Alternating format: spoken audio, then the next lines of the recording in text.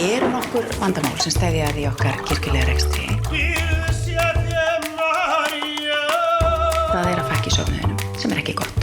Heldur frelsa oss frá illu. Ef að Jesú Kristur væri meðal okkar í dag, hann væri nú örugglega bara áhrifavaldur að selja orkudrykki.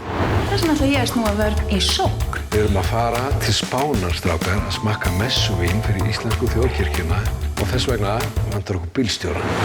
Hvernig staðan á þér? Jú, bara. Þú með bílprófið ekki? Já.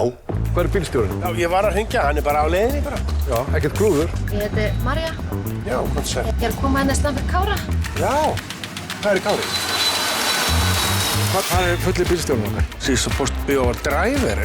Býttu, þetta er ekki bílinn sem ég pantaði Benz.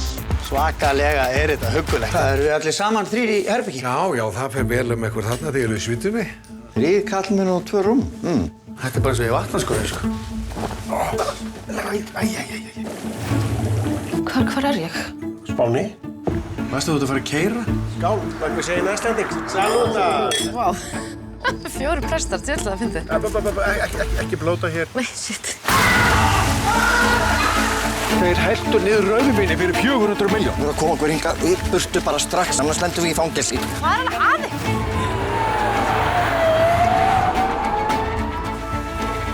Það sem við erum að gera er að fara úr landi.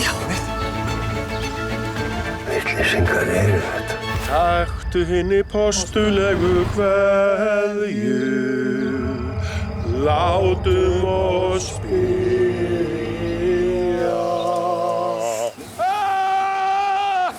Down! Bring us down, please! Ég sagði ykkur að það er gaman að þessu.